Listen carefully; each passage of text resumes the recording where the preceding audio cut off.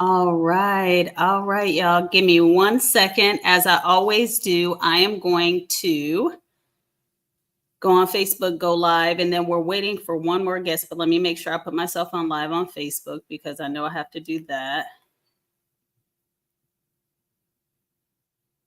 Edit.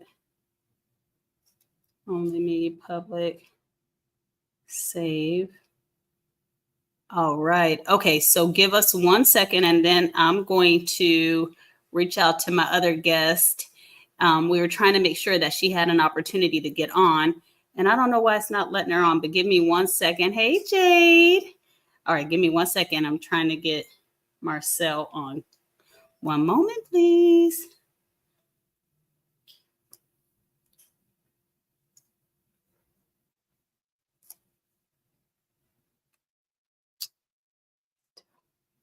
Can't see you. Let me send it again. Okay, let me send this over to her again and see if this is going to work this time. I don't know why it's not working because we just did this the other day for her.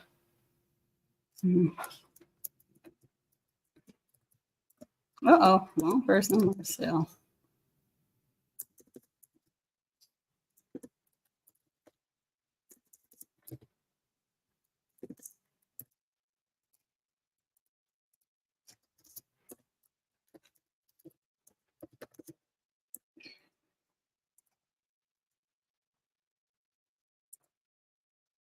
Okay, give us one more second and then we'll get this party started.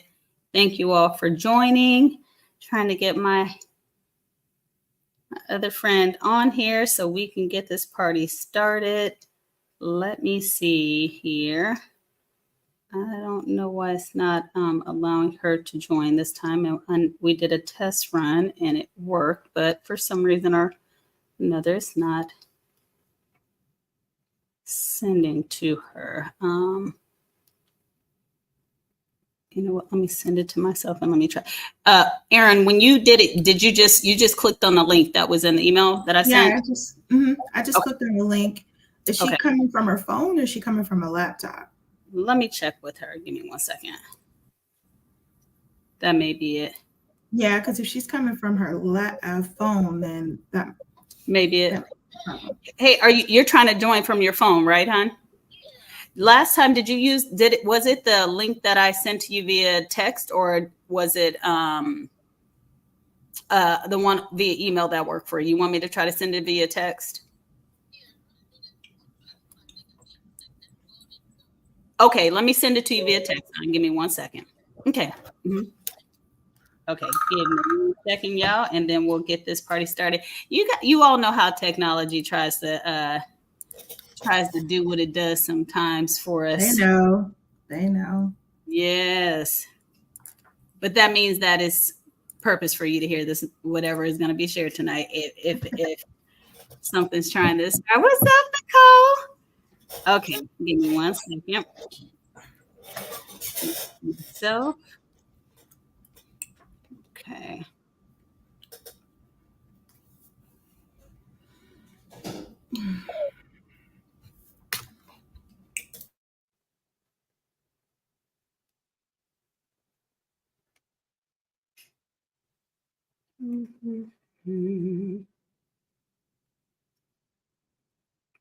Okay, let me see if this works for her. All right, can you see me on Facebook, sister? Okay. All right. I wonder, does she? All right, there she is. I had to do it via text. Hey, Marcelle, look at you. Y'all ain't coming to play today. Looking how cute both of you. I see you. Hi, Erinn. Hi, how are you? Funny. Erinn, meet Marcelle. Marcelle, meet Erinn. Nice to meet you. Oh boy. So we're gonna have some good times tonight. I know we're just getting started, but I'm so excited. I'm gonna officially introduce you guys, but I'm so excited to have you guys. I'm so excited for those of you that are on. If I should be able to see everybody that's on, either you're joining from Facebook or or YouTube, but I'm excited to have y'all on. You can say hey to Marcelle, hey to Erinn, and hey to Shay. That's important too. Mm-hmm. All right, y'all. All right, so we're going to have a good time tonight. This is Intentional Conversation. I have two beautiful friends of mine here, and we're just going to have a conversation about childhood, parenting, partnership, a variety of topics. I tried to do my best to make sure I gave you guys some example topics of topics we'll cover today. And just as I always do before I just introduce everyone, I just wanted to share that, of course, we are not experts on the topics that we're speaking of, but we are experienced. Okay. So with that being said, that's what we're supposed to do anyways, share our experience, do life together, share best practices, lessons learned. And so that's what the purpose and the intent of today's conversation is about. As I ask questions to Erinn and Marcelle, you can please feel free to chime in via comments, and I will do my best to address the comments and integrate them as we can. But if I don't get to during the session, I'll try to come back and make sure we review them after the session. But anyway, I'm just excited that you guys have joined today. Again, some of the, just so you guys know the flow, but I'll share the flow, but really it's whatever the Lord, however he decides to have us go, really is how I kind of think of things. But we ideally, the flow that we put together is that I just want Erinn and Marcelle to share with us a little bit about their story, their childhood, and their parenting experience, both with being parented as well as how it has impacted them as parents and partners. And then we'll talk about just the general topic of relationship management. So as they share their story, I believe that it will organically segue into some of the topics that are essential to relationship management, which is acknowledgement of things that happen. How do we communicate? How do we hold people and ourselves accountable? Healing, course correction, gratitude, despite, challenges or hurdles, etc. How do we do that? And then we'll segue into some just sharing their perspective about the parent-child relationships as they stand today versus what they were in the past, whether they connected with their personal stories or just people they know, because they both have a lot of experiences with just helping people do life, and then coaching, advising our own kids and other people's kids as well. And so they just have a wealth of information that they can share.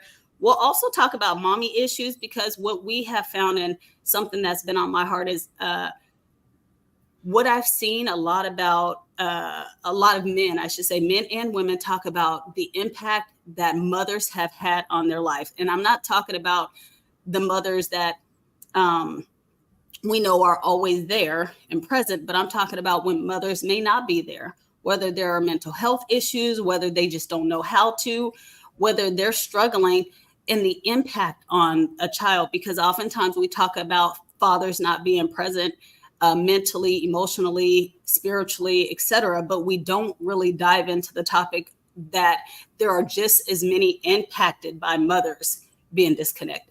So I want to talk to them about that. And then we'll end with what I love to do, is the exercise that I also include in my book, which is start, stop, and continue. So we'll just kind of talk about what do we need to stop doing in certain areas that's hindering us as parents, fathers, mothers, children, etc.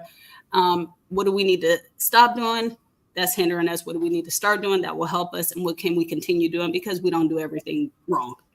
All right. So that's what we're going to talk about tonight. And I'm excited. All right. Let me give a brief introduction, and then they'll introduce themselves in the way they want to. But Erinn is my childhood friend from Seattle, Washington. We grew up in the same neighborhood and just had a good time together. And then the Lord allowed us to reconnect a little more directly and intimately, I think latter part of last year. And I've just been grateful for that. Erinn also does a lot, but she also, if you're not connected on Facebook, she is the founder of a group called Straight Talk No Chaser. We'll put it in the link, or we'll put it down in the comment section so you guys could check it out. But definitely tap into that group, because they have a lot of direct conversations and topics that, we need to be talking about intentionally as well. And so I'm excited to have her. We're connected in so many different ways, but she is definitely a blessing in so many ways to so many different people. Marcelle is my daughter's other mother since elementary. Her daughter and my daughter are best friends and world travel partners. We can't keep these girls off the plane together. Lord, today. So she's my prayer partner, so we could make sure that our nerves are okay as they try to go to other countries and wear us out. Anyway, so Marcelle is just an amazing person and a very organic individual, and I'm grateful that she's been in my life and my daughter's life as well. So, all right, y'all, let's get to it. So, hey, let's start with just sharing a little bit about your story. We'll just start there. Either one of you can go first. Just kind of share your family dynamics, how you grew up, and then how whatever you've learned, how it has impacted you as an adult in your parenting and partnering with the father of your child or children. So either one of you can go first. Erinn, you can go first. Oh, okay. Well, thank you, Shay, for having me on here. I'm excited. I'm excited about your journey. You already know how I feel about this. And so I'll say that I grew up, initially I grew up with my mom, and then my mom decided to move to Arkansas, and the dynamics of our relationship changed. And so it was one of those things where I just could not, my mother and I just didn't, it just didn't work. And so at around 10 or 11, I called my dad and said, Dad, I need you to send for me. And my dad sent for me, and I was with my dad ever since. So I moved with my dad, stayed with him through high school, and then ended up being with my grandmother only just because of the vicinity of where my dad lived and versus where my grandmother lived, which was in the Central District of Seattle, which is where I grew up, and so which is where I wanted to stay. But for the most part, my dad pretty much, took on the role. My mother was always there. Thank you. My mother was always there, but we didn't have a relationship, really, like a strong relationship like other mothers and daughters. And I think that when I was younger, I used to long for that. There were so many things that I just didn't know growing up, just because my dad didn't think about it. You know what I'm saying? That most mothers would think. And I remember one of my childhood friends told me like little stuff that I didn't like. Erinn, you need to shave under your arms. Now, how are we in 6th grade and my childhood friend is telling me that I need to shave underneath my arms? She didn't say it in any shade, no shade at all, to be honest. It was very, transparent. And I'll never forget that.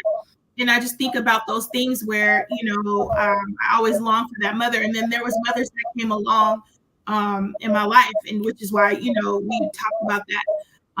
Actually about my, me having other role models. I had a godmother. I have a godmother. I have several actually. That is a pillar in the Seattle community, and she was she helped did everything for me as a mother. And then I had all these other mother figures that take on. I had boyfriends who had mothers that I'm still close to this day, that are still like my mother. So that was my dynamic. My dad and I have a really, really great relationship. My mother and I are building. I think it's a lot better now. She had a stroke. And because I think I left and took care of her, she lives in Arkansas now. So I took care of her. I left here and stayed there for a while, and our relationship just grew. And, I love her. Like, I don't hold anything against her, but that was pretty much my dynamic. My dad got married.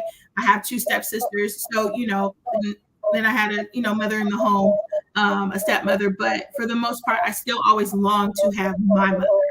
Mm-hmm. I'll say this: I've always had my mother. It just wasn't the mother that I pictured in my mind. Right.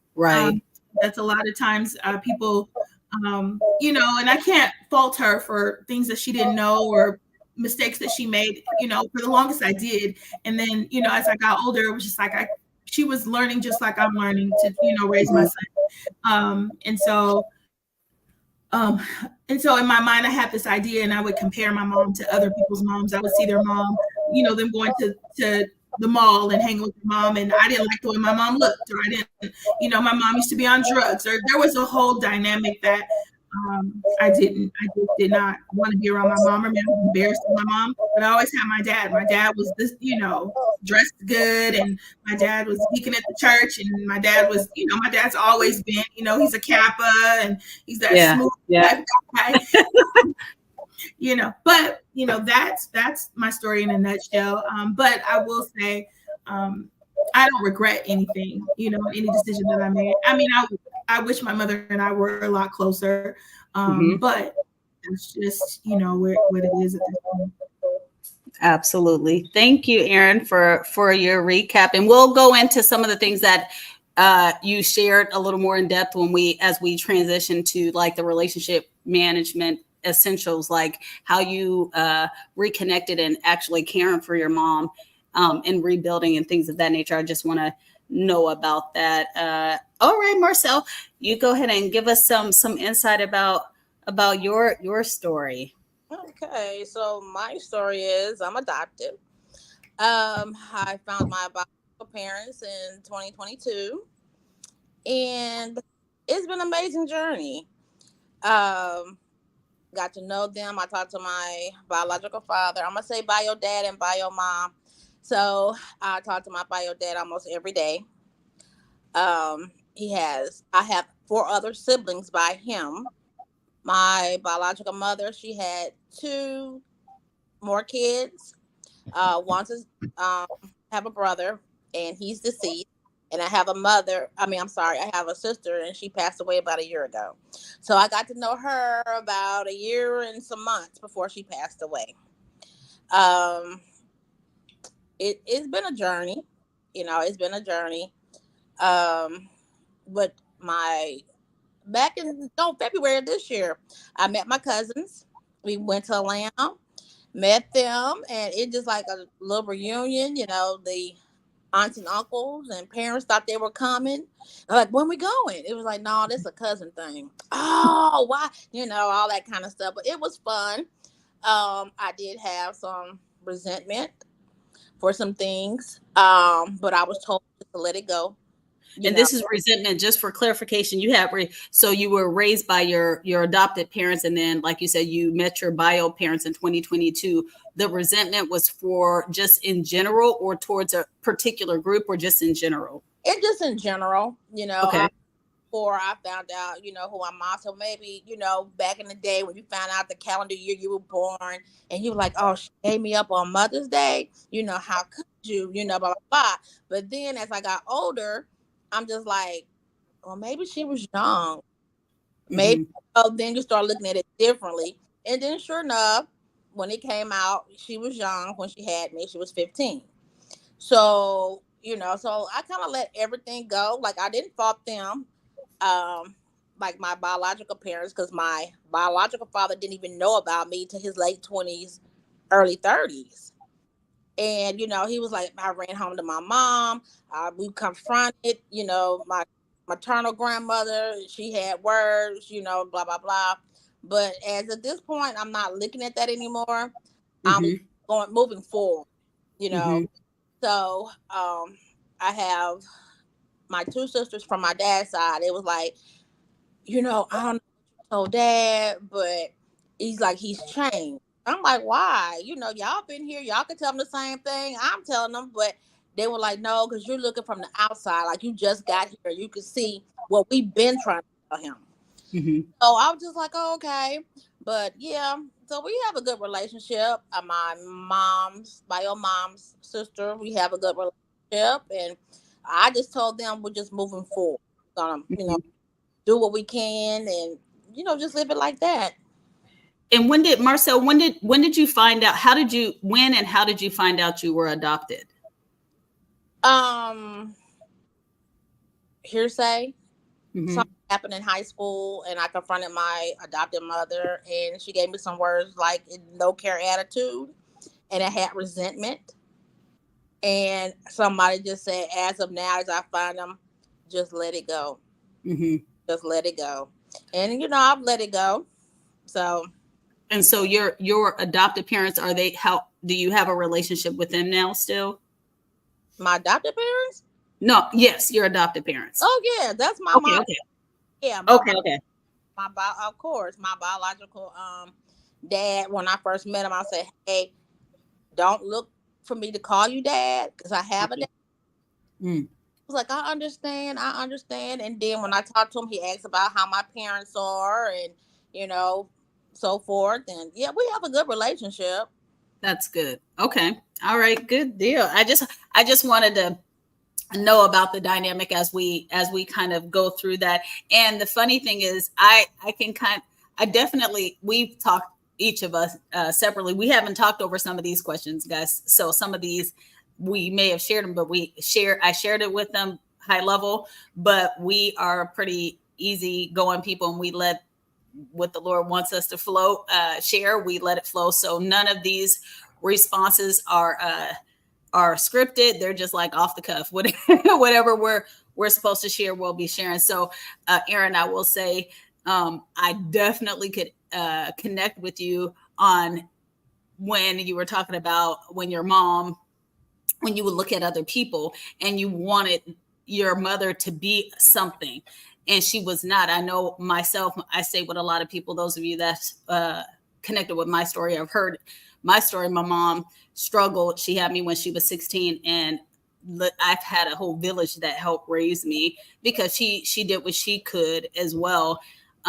But at the end of the day, she also struggled with alcoholism was her thing, but she dabbled in all of the drugs that were available at the time. And she was just unapologetically her, period. So I was like, please, you can skip this game. You can skip this graduation. Right. You can go ahead. We don't, because it depended on her attitude, what she might show up as, and you were going to get what you were going to get. And let me say something, it was really going to be a problem. So I had a little bit easier because my mother lived in Arkansas. Yes. So she was never around. But I don't think I wasn't embarrassed of her per se. Like, she wouldn't probably ever come to anything I had drunk or high or anything like that. She did when I was in like when I graduated from college. So my graduation, we did get into it because she did have too much to drink at my party, and I just was upset. But for the most part, she probably would have never came, but I was still the way she dressed, the way she kind of let herself go. Got it. Well, then my mom was on a whole different level. Whether she let herself go or not, she thought she was still cute, but it was a whole different yeah, and that's why when she showed up, it was like, what? And I'll say this, then we'll move on. It was hilarious when you said shaving the underarms. And don't even say anything. I'm about to give you a TMI moment, but I have them all the time with my family and people that know me. When I got married to my husband, and we'll be married 24 years next year. I was wearing some white jeans. Be quiet, toys in the room here.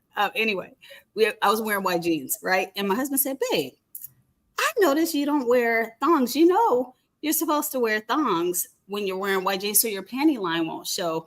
Now, I didn't know. No one ever told me these things, okay? So my response to him was, y'all don't judge me. I don't know where this might go, but I told my husband, why would I wear thongs? Only prostitutes or people that sleep around wear thongs. He said, what did you say? I said, yeah, like, whores. Cooley said, I said whores. What? Yeah.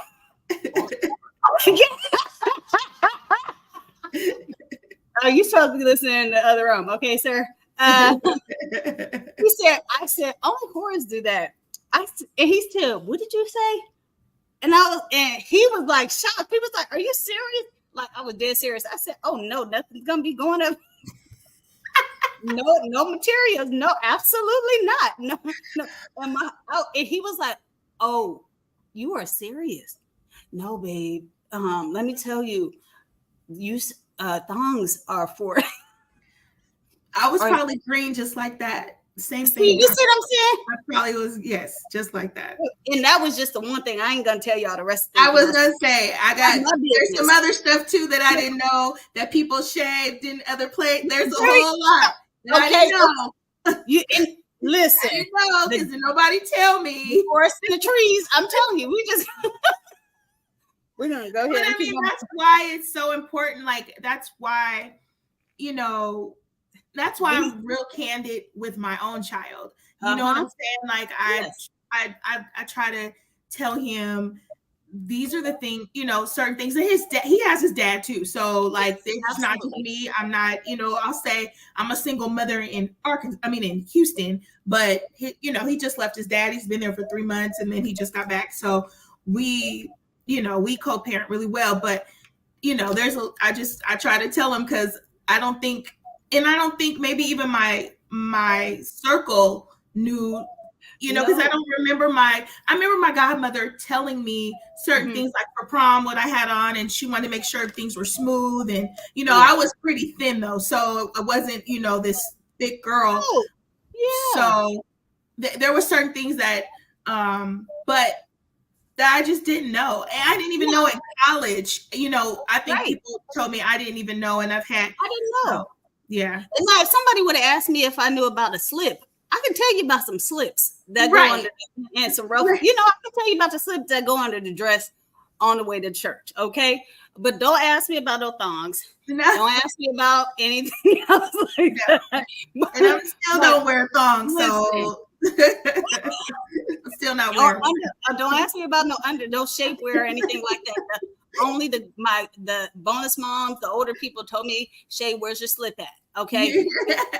But I didn't know about other things. So, that's just what it is. But, and then Marcelle, when we've talked also, when you shared that whatever happened in high school and it unveiled that you were adopted and you went home and you addressed your mom and said, hey, what's going on? And her response was, like you said, nonchalant, was like, yeah, well, you are adopted. Okay. And like, what else? What we talking about next? Right. And I told Marcelle, I said, this is amazing. When we talk about stories like this, like thank goodness that God has given us a heart to be able to process it. And we may be giggling a little bit because sometimes you be laughing to not cry because, this is some crazy stuff. I told Marcelle I remember when I work for a firm, a bank right now, and maybe 10 years ago, about 12 years ago, they asked me to go to Panama to go train. And so I went to get I had to get my passport. I have been asking my mom for years for my birth certificate. And I was like, I'm tired of her. I'm going to just order it online. So I went on, I'm in Texas. I went online, paid my little money, and they asked you what's your biological name, your parent, maternal mother, her maiden name, etc. That was it. My mom ended up calling me not too long after I submitted it. And she was like, what you doing? I said, I'm at work. And I just so happened to mention, I said, yeah, I just ordered my birth certificate because they want to send me to Panama to go train. She said, oh, what name did it have on your birth certificate?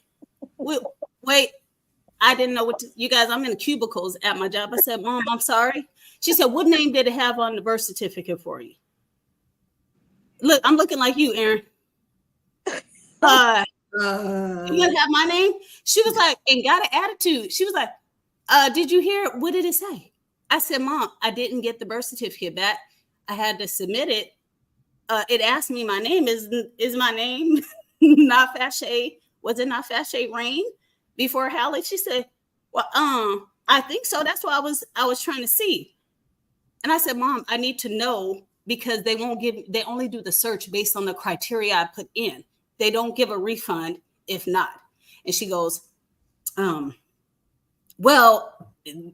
she gets all defensive. And I said, I got to get off the phone. I had to call Seattle, King County, and I asked to speak with someone. I told them I just submitted an order online, and I don't know that I submitted all the names that I could possibly be under. And I said, the woman sounded confused, just like I sound. She was like, I'm sorry. I said, well, my mom said I was born in November, and I believe my name is this, but it could possibly be another name. And so she said, well, I'll let me call you back and see what we can find. She called me back, long story short, and she said, by that time I had spoke to my mom. In between, my mom tells me a story about, girl, I know your name. I was just going to tell you that I had to do something and change some things in December because your daddy was tripping. So she told me her story. So the people called me back, and I said, as she told me, she said, oh yeah, we found you. And she said there was a change in made, and now I can see. I said, oh yeah, my mom told me about the change. She had to come and modify something with my dad in December. She said, no, that wasn't it. She said, your mom had you in November. She did not put a first or a last name for you. And before we can check a child out, if they don't have a first or last name, we have to give them a name. So we gave you a name. The hospital gave you a name, and they put you baby and the mother's last name. So when you left the hospital in November, your name was Baby Johnson. Your mom came back in December and did something downtown, and she gave you a first name and a middle name. And so your name is Fashe, and then they told me, and you kept her last name. So I had to go through this whole ordeal because none of my documents matched. So everything was out. I had something that said Johnson, something that said Rain, from high school all the way to college. Rain, and then Hallie, and I showed up at the post office for my what is that thing called? My passport. Thank goodness it was an old Black woman. And I told her this is what I got. None of my documents matched. And she said, baby, I'm gonna go ahead and give you this passport, but you better not ever let this thing expire. And she said, because until you get your name changed, because there's no consistency in your information. And my mom was like, well, hey, look at God. He worked that out for you. Next thing, moved right on. Oh, but in instances like that, I was very upset. But I'm laughing now because I was like, this was the craziest one. Because I had to like really build a bridge and get over it, or else it was just going to be there. I had to figure out, because she wasn't going to meet me halfway. My mom wasn't going to do it. But in other areas, she was just who she was. And I had to make a decision to really figure out how to manage that relationship. So I want to then segue into relationship management and talk about, for you guys, and either one of you can answer, when it comes down to relationship management and how you nurture the relationships that you have with your mom, Erinn, and then Marcelle, your both your biological parents and your adopted parents. How do you manage that relationship? And are there areas that you struggle with that you had to heal from, and you're still healing from? And how did you go through kind of working through those different emotions and make sure that you don't let it impact who you are as a person and as a parent? Marcelle? Okay, thank you. Well, for me, as for my adopted parents, it's all good. Much love. To this day, my mom had emergency surgery back in March, but trying to deal Texas, going to Louisiana twice a week almost, and trying to be there for my dad. And he was like, he'll call me, when you coming, or when I did come, it was like 4 days in the hospital with my mom, and he was like, well, you stay the first night, and then I'll take over the next night. I'm like, no, Dad, I'm here. So you could stay home. You could come in the daytime, but you could go home. You sure? I'm like, yeah, Daddy, because my daddy is 89 years old. So for ripping and running, you know, back and forth, I said, let me do what I can do. Now I love Mm-hmm. my parents dearly, my adopted parents dearly. They're mine. They're just like my parents. Mm-hmm. So there's no, you know, what can I do? But it's never, how I want to say, no love lost. Right. It's always been there. I'm not, you know, I did not disconnect with them at all once I found my biological parents. And it's been a much. I have two twin brothers. They found their parents, and Mm-hmm. it's been a grind. I have extended family. Even I'm included in on my brother's side, their biological mom, their biological father. So it's all good. It's just like a big extended. So I enjoy it. You know. So there's no there as it relates to any of your past. So how did you said you let go, like when there was areas where sometimes you struggle with, like your bio mom letting uh giving you up when you learned around, Mother's Day, or even your bio mom not really being upfront, or parents not being upfront with your adoption. How did you deal with that emotion, and what made you just say, okay, you know what, I'm gonna keep it moving because it's not serving me well? How did you do that? Um, they're getting older. My Okay. adopted. So you know what is it in between then and now, and trying to hold a grudge, animosity towards them. I was like when I was speaking to my bio mom, and we were Hmm. talking. She said, "You were one." She said, "I Hmm. want to keep you, but I had to do what my mom said do." Got it. And then from there, you know, I'm like, "Oh, okay," you know, but I have no, you know, no animosity towards anybody. And like, what Hmm. benefit me? You know, you're in the grave, and you know, oh, wish I did this and that. It's over with. We're, Yeah. we're Yeah. moving on. So it sounds like you acknowledge that everybody, your bio mom and you, all of you guys acknowledge that something, things happen in the past that were not ideal. But at this moment, looking at it and trying to figure out whether or not it was going to serve you well and what you guys wanted for your future relationship, you guys said it wasn't really worth it. And it sounds like what I heard you say was when your bio mom said you were wanted, right? Right. Despite what actually transpired, even if I couldn't do it and someone for you were wanted, don't ever doubt that. It seems like that is something that really does help to process differently, um, especially some of the challenges that may have come up or the questions you had in your mind, like what was happening, just something like that, just to know I was wanted.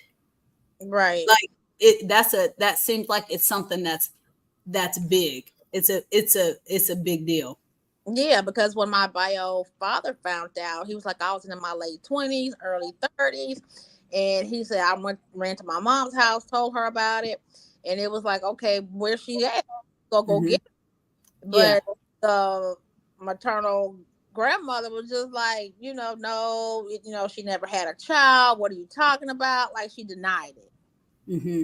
And I was like, you know, I've talked to a couple people, and they were like, yeah, we knew that your mom was pregnant. I wanted you.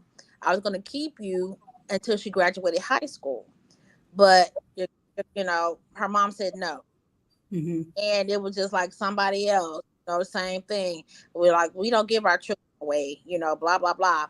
But when I talked to my bio mom, because it was a few days before I talked to her, because she felt like she wasn't a good mother because of Hmm. what she did. And I told her, you're 15. You know, what you gonna do what your mom say do? Hmm. So I never fought her for that. You know, I was just like, Right. okay. Because when I talked to my sister, and she was telling me things, you know, like, you know, mom never has really been good since that happened.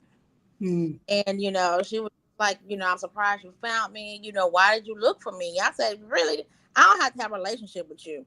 All I want to know is where I come from and what medical issues Yeah. that's it. If nothing else, that's fine. But that's all I wanted to know. Right. Yeah. And so, but then after that, once you guys got over that, it seems like you guys have been able to kind of move forward and connect a little bit more after she asked, why did you look for me? And you shared that the conversation with you two didn't stop there. You guys have continued a We little bit, right? I slacked off a little bit due to my Okay. sister. Oh yeah. Mm-hmm. So I hear like I hadn't heard from her in a while. I would just say, hey, checking on you. She never responded. Um Other family members just give her time. I Mm-hmm. understand that, like, please don't give up on her. Yeah. Um like that. But yeah. Right now. So right now you're just giving her space and allowing her to do her thing until she reaches back out. Yeah. Okay. All right. And then Erinn, what about you? How is it like when you mentioned that you were able to go back and take care of your mom and connect with her?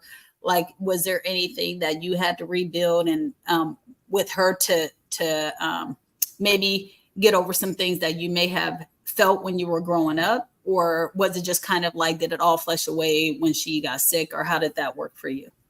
I think that it just kind of all went away when she got sick, and I did not. Um, I just decided to let it go because I was holding on to this for. I'm 45, so I've been holding on for all this time, and then she got sick last year, and so up until then, and I'll say holding on, we would talk and I would go visit her and things like that. But there was still always a thing to me, I would always remember certain things, or she would say certain things, triggering things, or she would do certain things, and we would get into it and we wouldn't talk for a minute, and then we'd come back. And I just would be like, why is she like this? And then I think when she got sick, the dynamics just changed. I mean, first of all, I'm her only daughter, and I have a brother, but he has special needs. So eventually I'm gonna have to take care of him too. You know what I'm saying? So I'm it when it comes to for her.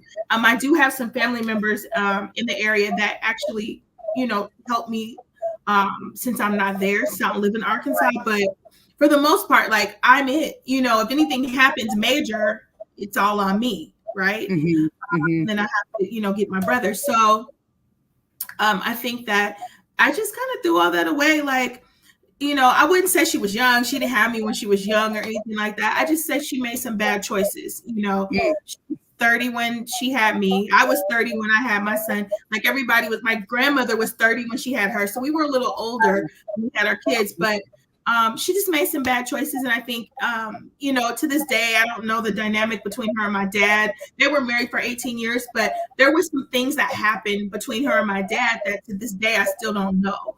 And no one talking about and things like that, which I think affected her because so much so that she doesn't even like to go back to Seattle. She's been gone Wow.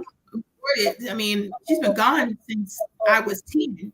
So she went back a couple times to visit me, when after I had my son and things like that. But for the most part, there was just some things there, I guess, that I'll never know.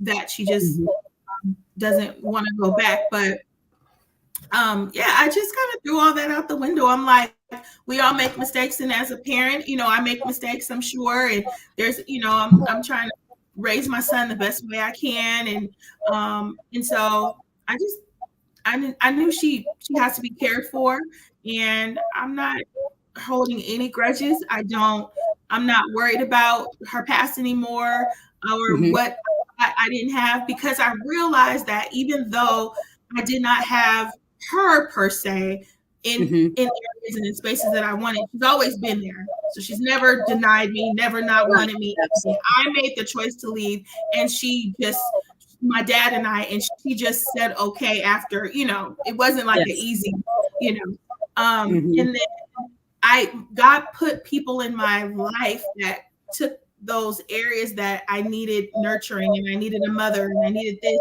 and He put people there, so I never really went without. I never Yes. really went without. I always had a spiritual. I have my ex-boyfriend's mother and I, we are so close. She's like my spiritual mother. She's my mother. She lives in Mm-hmm. Detroit. I need spiritually, whatever, that's her. I have Mm-hmm. my godmother. I have I have friends' mothers who are my mothers. So I never really went without. Yeah. So you have to look at it from a different perspective. I think we always kind of come from a negative lens, and we're like, well, they did this, they did this, they did this. But if they didn't do this, how would I have, where would I be now? You know what Yeah. I'm saying? Where would Yeah. because I didn't wild out. Yeah. I still college, and I got Mhm. 3 degrees, and I'm working, Yeah. and I have, my own place and on my own everything, and I'm in a wonderful relationship, and I have a wonderful son. So you got to look at it from that perspective. My life is not in shambles. Right. There's a Therapy, but I've never been Yeah. to a therapist. But Yeah. you just. But at the end of the day, I'm not holding anything. I love my mother dearly, and if something else happens, I will be. I'm so blessed that I work from home, so I can move to Arkansas to drop of a dime. To do it. Yeah. I love even both of your perspectives. It reminds me of, I have a lot of favorite quotes, but so one is says, if you don't like it you're looking at, change the way you look at it. Right. Yeah. So if us, and it sounds like both of you have decided to do that, you guys aren't denying that there were some things that happened that weren't ideal. There are some things that people may not have ever apologized for, or have acknowledged directly, or have told the entire story around to your satisfaction. But you have decided, you know what? I have to look at this in a way that serves me well. And so I'm making a decision, even without all this, I can look at it and process it this way. If it will serve me well, if not, let me look at it this way. Right. And that's what I heard you say, Erinn, in your conclusion. At the end of the day, I can decide that I'm going to shift my perspective, because what if everything were different? Right. Would I still have matured and become who I am today? Absolutely. Right. And so I think that's a great insight, because it really does come down to decision making. Right. I will say when I was finishing out my book, each chapter, I said, Lord, what's this chapter going to be called? And I kid you not, if y'all haven't done it before, try it. The Lord will tell you what you're supposed to do. And he will confirm it for you too. And he told me the last chapter in my in the book, Intentional Dads, was to be titled Opportunities and Decisions. And I said, what does that mean? He said, and then add grace and growth required. And he said that at the end of the day, men, women, mothers, fathers, all of you, you have opportunities, and you have to just make a decision. Yeah. Right? Now, if you can see it as an opportunity, or you can see it as a problem. Yeah. And then either way, you're going to make a decision. And whether or not, if you're indecision, or you're indecisive, that is the decision still, that you're not making. And I think for me, what does it gain for me to hold a grudge against something that my mother has gone on to, she's not on drugs anymore. Mm-hmm. She went on to college. She graduated from college. She completely changed her whole life around. She's a totally different person. Mm-hmm. And what was it for me to continue to be angry? That's why, my boyfriend would always be like, why are you holding on to? And what's mm-hmm. it going to gain? You're upset all the time. You're stressed out. What is it going to gain? And so at the end of the day, I had to change my perspective. Did it take a long time? Yes. Yeah. I will be, I'm very transparent about that, because I did hold on to it. And sometimes we hold on to grudges, and then my mama she probably didn't even know Right. She don't even know. I never sat down and said, this is what you did. I hated that you had men coming into the house all the time. I hated that you had this, but I have to look at it from another perspective too. I never was molested. I've never was raped. No, they never touched me. Nothing. They actually tried to buy my love because I was so mean. They tried to, just kill me with kindness and buy me all kinds of gifts. So I have to look at it, not to say that it was an ideal situation, and I said I would never bring a whole bunch of people in my child's life. Right.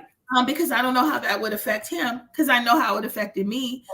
But at the end of the day, as a grown up now, it's just kind of like, I don't know what my mom was searching for. I don't know what she was hurting, what was hurting. She had her mom. She didn't have her dad.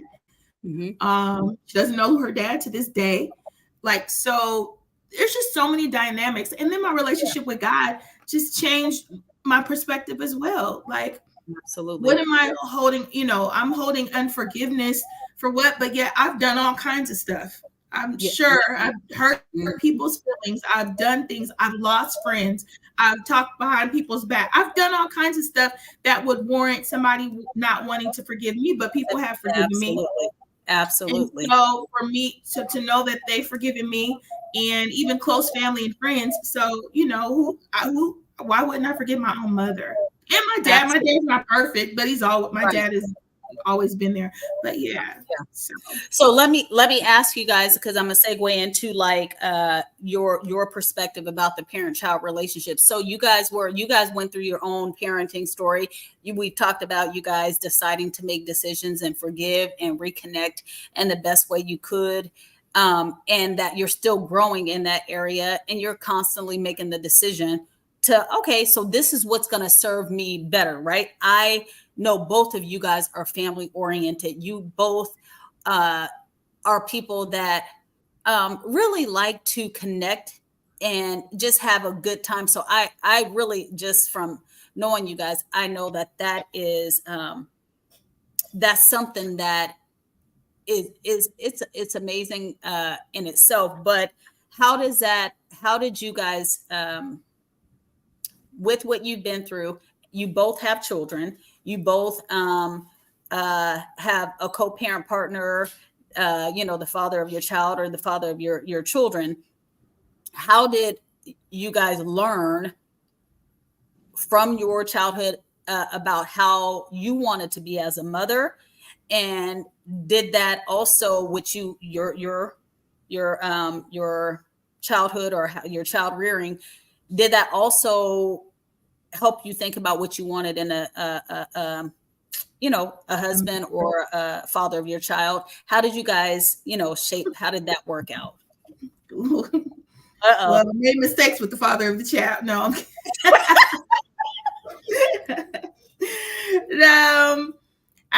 you want me to go, Marcelle?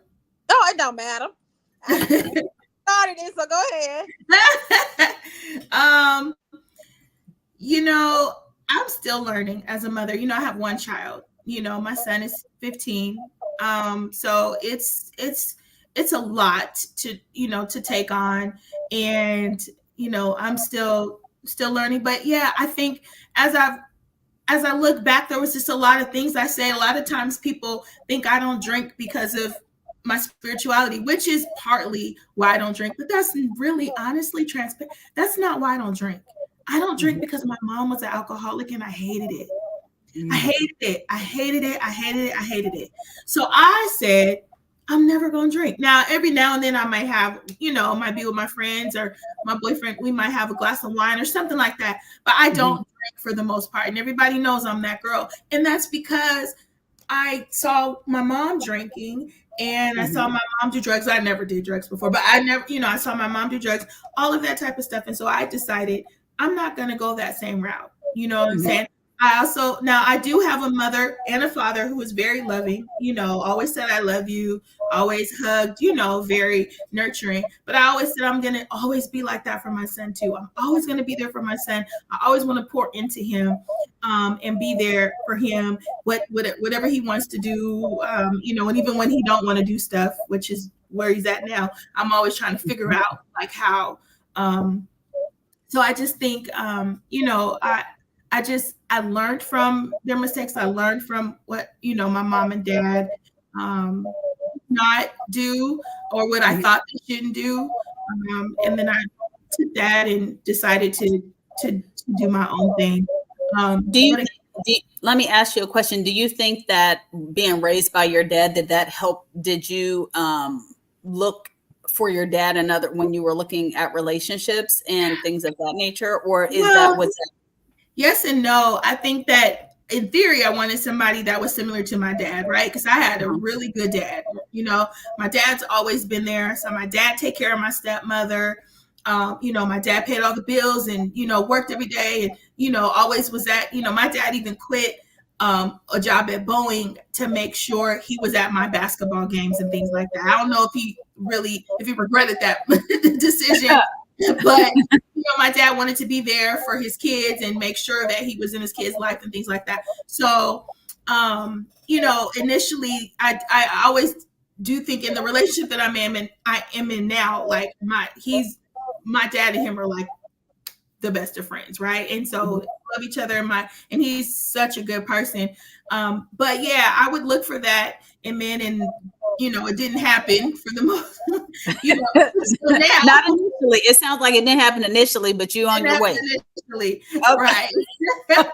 But where I'm at now, we're good to go. But yeah, I mean, I would always compare. I would say, but my dad would do this, and think about things. My dad would walk on the outside. I look at different things. My dad would always open the door. He pumped the gas, or things like that. So those are things that I'm not sure if my son's father teaches him those kind of things, but I try to reiterate that and make sure that he knows to do those things as well, because I see my dad still to this day does all of those things. He's outside washing cars. He's, cleaning the house. He's barbecuing. He's doing all those things. And he's getting older now. He's almost 80. So he's a lot slower, but up until now, those are the things that I saw and he modeled that, I always wanted. I always want my son to be, and that's what I have in my relationship. My boyfriend is just like that. So good deal. Wow. So, okay, Marcelle, what about you? Like, what did you learn from, as a mother, some lessons learned, and how did that shape who you connected with? You and your husband have been married. Tell us that. Tell us a little bit about you guys and your kids. Well, me and my husband been married for 25 years. We have 2 kids. One's 28, one's 26. The 28-year-old is married. As you going back, growing up, I was like, I'll never be like mother if I have kids, and blah blah blah. But then, some of the things that she told me, hey, you don't be on the phone late, calling somebody's house late. You don't, but think technology and everything is different now. And I just like, no, I ain't gonna do that. But as I got married, I was like, okay, my dad, he was like, where you going? When I started driving, then my husband the same way. Before we had GPS, he said, well, you know how to get there. Like he makes sure, I guess they're like my dad, So as in my daughter that's married, she made a comment to someone, and she said her husband should tell her husband something to do, and he'll get to it. But she threw out there that if I told my dad, he would do it. So her friends say, well, look, your dad and husband are 2 different people. Don't compare them. Because like, if I tell my dad, he going to get on it or whatever. They're like, yeah, they're 2 different people. So I have to look at it. When you're getting older, everybody's their own person, So, yeah. And then the thing about, I wanted my kids to come to me, talk about anything. Everything. I'm just open book for them. When things they know, okay, mom, before you go off, let me, like calm me down first before they tell me. Like, don't go off the handle, but at least they told me what the situation is and was. So that's how I kind of look at it. I just do my thing for my kids and my husband as well, but we're here for them, And like you say, we're still learning. We still teaching. I heard my daughter say, I heard, and she was like, yeah, my mom, I'm married, but my mom's still telling me things. I'm like, oh, that's what it is, but it's a learning process, and Yeah. you know, Yeah. No, that's spot on. Like as it relates to like to your point, Erinn, I did learn my mother, like I said, was an alcoholic. I did learn initially, I was like, oh, for years I wouldn't drink anything. But then I did learn that I like sweet things and sweet drinks. But I learned that I mean, I also do too, but I learned that not all there were different kind of people responses to alcohol, and I learned codependency and stuff like that, and I was like, okay, I realized there's something else happening.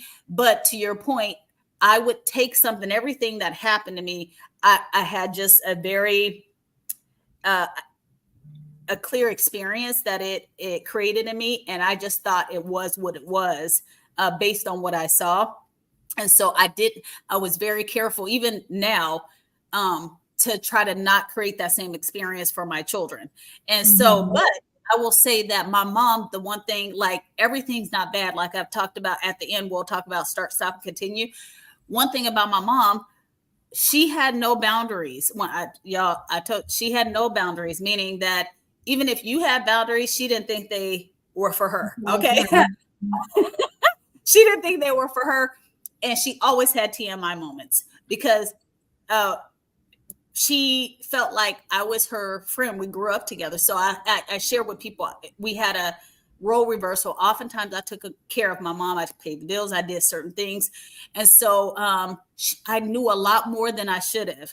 Now, I kind of appreciated some of that because when I became an adult, I knew how to converse with adults in a different kind of way because of what I was exposed to. Now, parenting, I have a lot of TMI moments. My husband's like, what in the world, girl? You used to tell them kids that. But I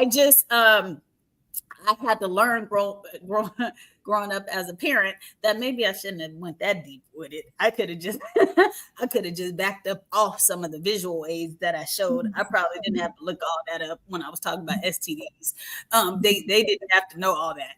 And but it was interesting because I didn't realize that there was certain things that maybe weren't really good for me to share at the time. My husband would say, hey, Shay, let's kind of talk through this a little bit more. And partnering with him, I never saw my mom partner, right? So I didn't know sometimes how to do that well. But then when I had bonus parents or when I got into different households, I had a view of what partnership looked like. So I was like, okay, let me see if I try this or I try that. So like, I think that we could learn from, like you guys said, both the good and the bad from our parents and figure out what can we use them for. And then to your point, our kids will let us know, even in their own way, if our parenting was on point or not. Even like you said, my child will let you know. Yeah. Oh, they'll let you. And some of the stuff, I think you guys not. We just had a moment the other day where I was talking about something with college with Asia, and she was like, "Oh yeah, you guys didn't go into that kind of information with us about college, something specific." And I was like, "What the world? We showed it." And she was like, "No." And I was like, "I know she ain't out here trying to say we didn't miss the mark on something," but because it was quick to get like, I know we shared this, but then once she shared it from her perspective, at the end of the day, going back to what you said, I'm grateful for a relationship with God because He allows me to self-reflect when I'm not away, when I'm away from my kids, my husband, all of it, and I'm able to say, "Lord, help me see me, help me." And when I did, He was like, "Hey, you may have thought you said that, or you may have thought that's what you did, but if what your intentions were didn't actually meet or manifest in the person in the way you think, then you can only receive what they're saying from their experience." And now ask yourself, did you do everything that you thought you did to help in, with the situation she asked. And I started thinking about it. I was like, oh, that's a little bit of ownership. Oh, I guess I did miss the mark. And so sometimes that's why God, I think, allows you to like say you're still learning. You think you have done something, you raise your kids or you're still raising them, but they'll let you know. And that's why as parents, we have to be slow to get defensive, quick to listen, because their experience is their experience. And our intention may not sometimes manifest in the way that we think. And they have the right to say, well, let me tell you how I experienced when you did this. And sometimes it's good for us to kind of say, oh, okay. But not, oh, so that's what we're doing now? Because that's sure what I did. No, no. And then, but it was good. And I went back and I said to Asia, thank you for letting us, for sharing that. Because I guess I didn't see it in that way.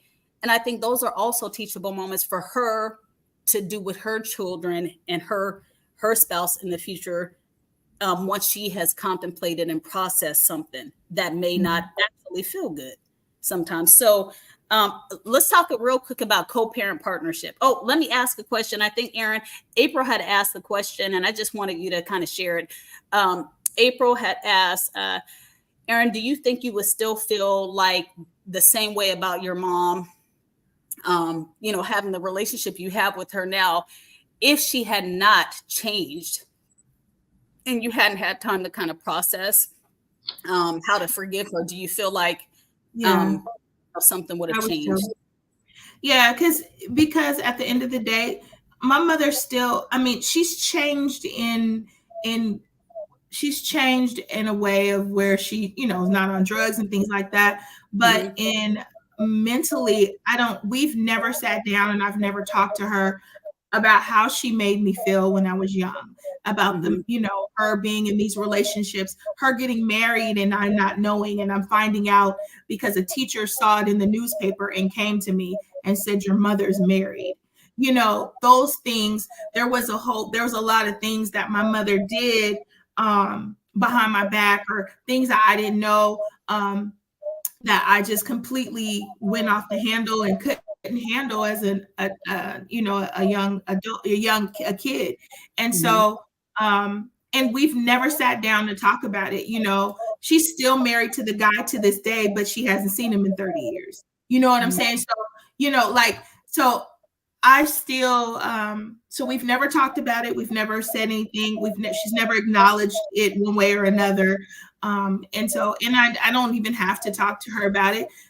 Either way it goes, whatever she says, I know my mother was probably looking for love in all the wrong places. She had somebody who she wanted, and she didn't want to be lonely, and she had 2 kids. She had moved to Arkansas. So I just think there's just a lot of dynamics. And yes, I still would feel the same way. Yes, I still would give her grace. Yes, I would forgive her. Let me ask you a question though. Do you think that you don't inquire about those things that you still have gaps on? Do you think you don't inquire about them because you don't feel like they will be a value add to your relationship, or do you feel like it will take it to the left, or you just are not curious? I was curious, I did want to ask, but I think that she would get defensive. It would be there would be not an acknowledgement of it. It's kind of pointless at this point. Yeah. What is it going to change? That if she said, what is she going to say if I said, Mom, why did you marry this man? Or why did you put us in this predicament where you had this man and he was on drugs too and he was selling our stuff? What is it going to change today in 2024? You know what I'm saying? What is it? What's it going to change? What's it going to solve? We don't even know where this man is to this day. Who do you think he lives in Memphis? We don't know. My only thing is, to be honest, my whole thing is, Mom, you had a stroke. If something happens to you, you're still married to this man. We need to figure out how to get a divorce. Right. We need to get right. So you're like, that's my thing. Yeah. I don't want to go back and rehash. And we didn't have, I know, so April's my cousin. And, okay.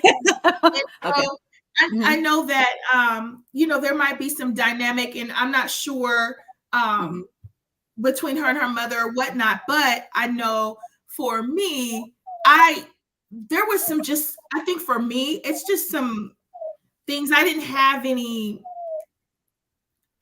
I don't know. I don't want to say my problems weren't as deep as some other people's problems, but No. I think that I just didn't, I don't think she put me in predicaments on purpose. Yeah. So I think I hear what you're saying, because it's like it really does come down to the dynamic of the relationship and how you actually, because each of us are in our own healing space, and Right. each of us have to ask ourselves why. Like, there was a certain part of my life that really, my she's passed 12 years ago, almost 12 years ago, but there was a part of my life where if you ask me certain things, I would say I'm not in a space. I'm not ready. I'm not in a space to talk to my mom in a mature kind of way where it's fruitful. And I absolutely know it's not going to be fruitful with her. So you kind of got to figure out whether or not what your poison. What's going to be, is this going to be worth the energy and everything? Right. But now there are some times where I knew my mom wasn't ready, but it was something I had to share, whether she was ready or not. She about to get these. And some of the times it wasn't like I gave it to her verbally, because that was going to be that was going to be energy zapper. So I wrote it and I gave her a letter. Every time she tried to talk to me about it and I knew she hadn't read my words, I said, well, we're going to have to get off the phone until you read the letter, because I knew it still was going to be pointless. And so I was trying to your point, Erinn, move forward in a fruitful way. And even if she didn't want to hear anything, or if we weren't going to resolve anything, I just needed to share some things. And then there was other times where once she got to her place internally and I couldn't get her there, she had to get there. Then she was ready to talk about something and she told me what she wanted to tell me. And sometimes she was like, and that's all I don't have anything more. And even though sometimes it wasn't, I still had questions, I couldn't get none more if she ain't had nothing more. Right. You know what I mean? I still didn't have anything to work with. And so I had to then make a decision, like you guys have said, what's going to serve me well? I think that comes back to what both of you, I've heard you both say from the beginning. What is going to serve me well and where I want to go? And I want this relationship. And so with you, and if we can work on this, and we have made a decision that these things in the past aren't critical enough where they may repeat themselves, because what I'm not interested in doing is repeating stuff. But if they won't repeat itself and we can move forward and we can create something new, then that's what I'm interested in. But again, some people, like you said, Erinn, there may be some people that in some instances in life where you may say, I can't go past this part until we talk about this. And I think that's okay as well. And that's okay. And that's quite okay. Yeah. I think that, my journey is different than others. Yeah. And I'm not judging or faulting anybody for the way that they want to process things and how they want to handle things. I think for me, I don't, my mom could have died and I could be holding on to grudges and upset with her. And she's gone, and I'm still mad. Yeah. I'm mad at somebody who's gone, who can't change, and can't apologize. I did not tell her. She does not know. You talk to your mom, Shay, about some things. I've never sat and really talked to my mom and said, I've told her how she's made me feel in certain instances, like, you're negative when I tell you things, certain things, but those things I noticed in myself, which is why I noticed in her, because people have told me, like, I'll tell you something, Erinn, and you're real nonchalant about it. And my son's the same way. I can tell him, like, I met Denzel Washington he'll be like, so? He'll be like, what? He's like, wait a minute. He'll be like, is it J. Cole? If it ain't them two, I don't care. Like, and that's how my mom used to do. I would tell my mom something exciting. Mom, guess what? I just I coordinated Tiffany Haddish's video shoot. And my mom would be like, so? And I'd be like, Mom, I just told you I did something super cool. And she would be like, so one day I called her out, said, Mom, every time I tell you something, you're real negative. So I did the same thing to her. She called me. She said, Erinn, I got a brand new truck. The same truck. Actually, she got the same truck I got, a newer model, a year newer. And I said, why? Why would you do that? Why would you get a truck? And she hung up in my face. No, did you do that intentionally? Just okay. And well, I kind of did it on purpose, and I did ask why she get it because she didn't really need it. Like, you just got another bill. But to be honest, I did it intentionally. And she said, "Why did you? You were the first person I called. That was so wrong of you. You were, and you do that to me all the time." And she said, "Huh? What'd you say? They don't see that. What you said, they don't see that." But I did notice that she did at the end of the day, she doesn't do it anymore. She must have internalized it and realized, and she didn't like how I did it. And if that's how I feel, because you can't tell me how I feel, even if you think I'm wrong, it's still how I feel, right? So I that's how I felt. And so now, if I tell her something exciting or anything, she's super excited, especially if it's about my boyfriend. She's just stupid over him. So, but if it's anything exciting, she's So, I mean, she received it. It wasn't negative. That reminds me of when I don't know if you guys as parents used to say this, but or anybody you were around, where they used to say, I can show you better than I can tell you. Right. And so sometimes not being like shady, but sometimes I think that what you just described is exactly what it is. Like, I can show you what that is, not in a malicious way, but really to really give you a real example of how, like you said, how it feels to actually be met with that kind of energy and attitude when someone's sharing something with you. So let me ask you guys, co-parent partnership, since you guys kind of it sounds like you guys Erinn, you had some opportunity to see your dad and and your stepmother together, and then Marcelle, you were able to see your your adopted parents together. Like, what did you guys learn about that? How do you co-parent with your husband, the father of your child, to make sure that you guys partner in raising your child together, from different perspectives? Well, for me, with my husband, we'll talk about what's going on with the girls. And as him trying to be the good cop, we'll talk, and he said he'll say no to whatever, and then he'll think about it and say, hey, well, let him go ahead and do this and this and that.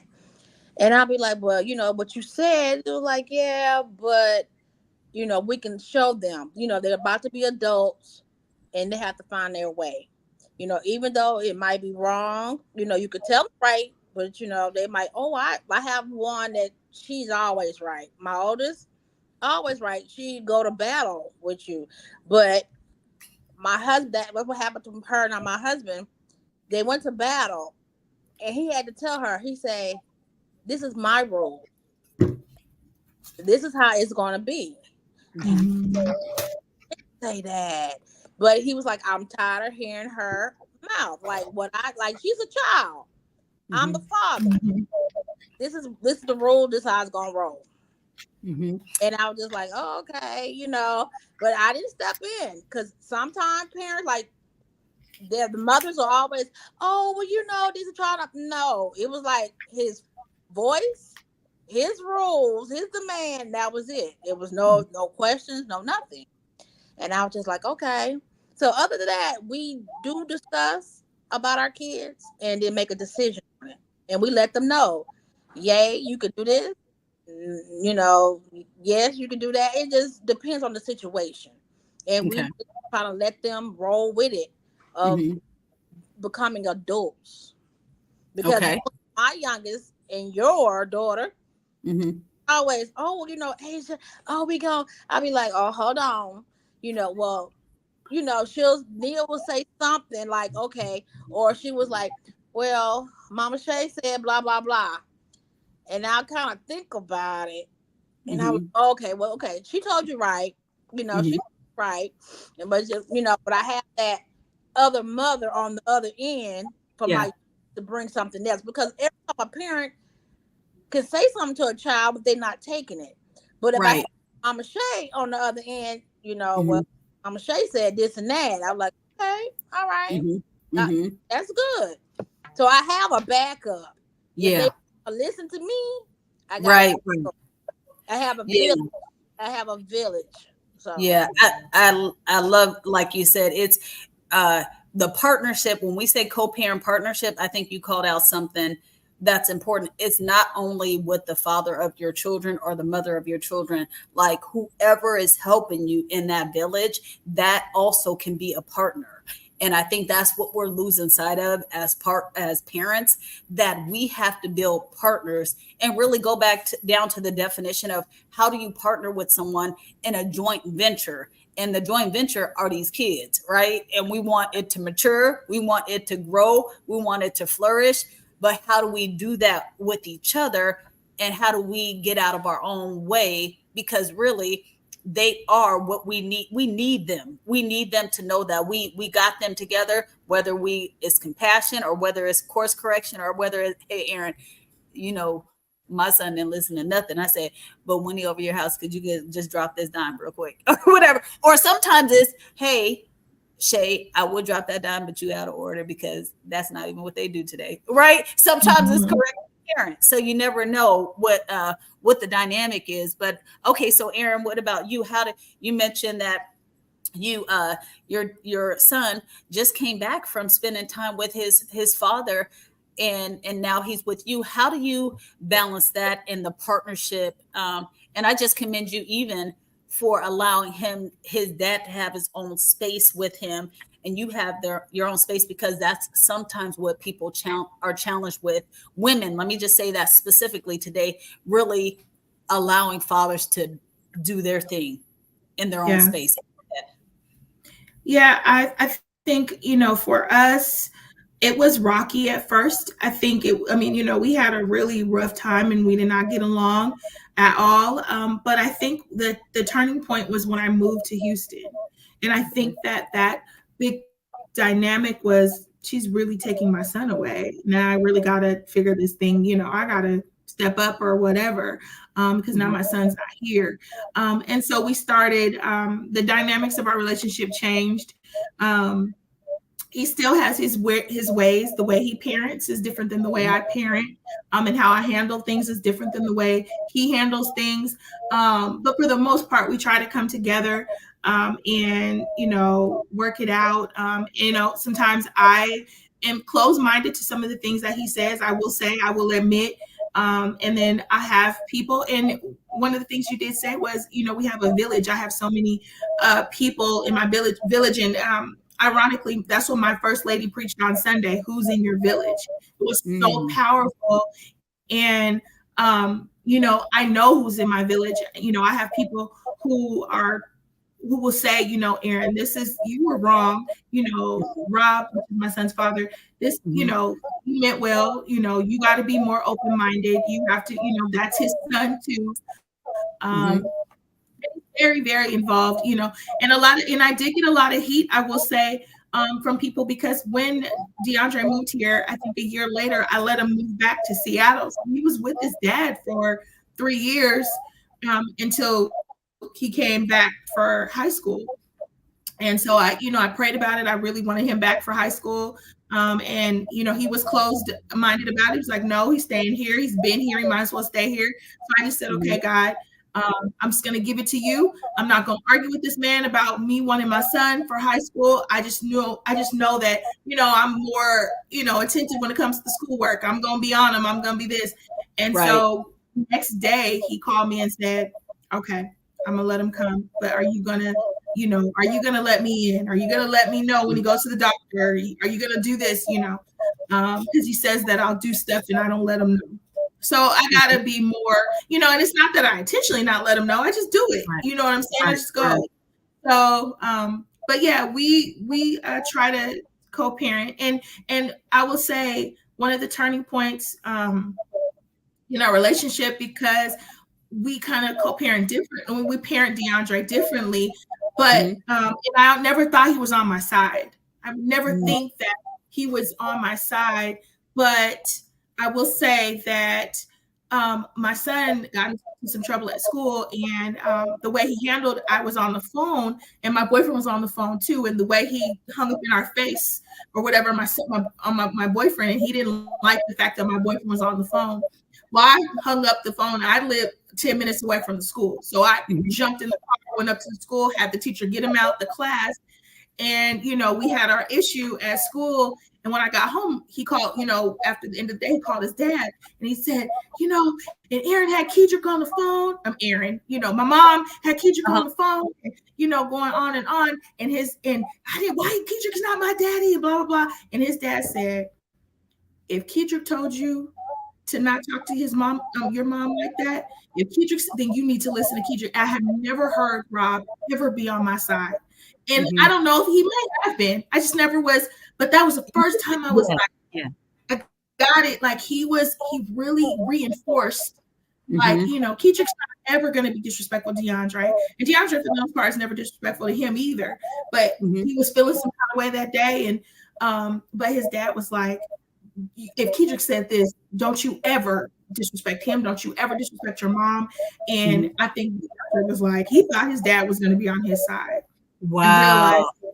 And realized, and so then I figured, okay, we're really working in, like, it's not just me, it's me, it's Kedrick, it's Dion, and Kedrick and I don't live together, but he's still very much involved.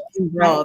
So let me ask you this question. So were you able to reach back out to Rob and say thank you for that? Or did you guys talk about him actually I don't know if I said thank you. No, in any kind of way, only because I wonder, like, how sometimes we're in something, and I know we don't.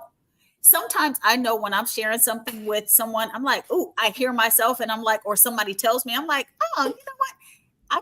I could have went back and reinforced that, because it's kind of like positive reinforcement. Like, I see you, I'm gonna need you to do that every day from here on out. Or whatever. I don't know if I've ever reached out and said thank you or anything, but I know that I'll never forget that. It was a turning point. I never felt we were on each other's side. I felt like we would, this is what we need to do for DeAndre. DeAndre needed shoes. He needed this. We needed that. And we would, but I never felt like if he was on my side. And Rob is a different type of character. So everybody, people who know him, he's different.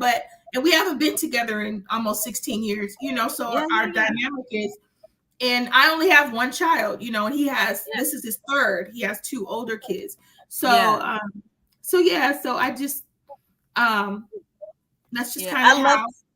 I do love when other men can recognize another man and say, you know what, really kind of say, this is bigger than me, right?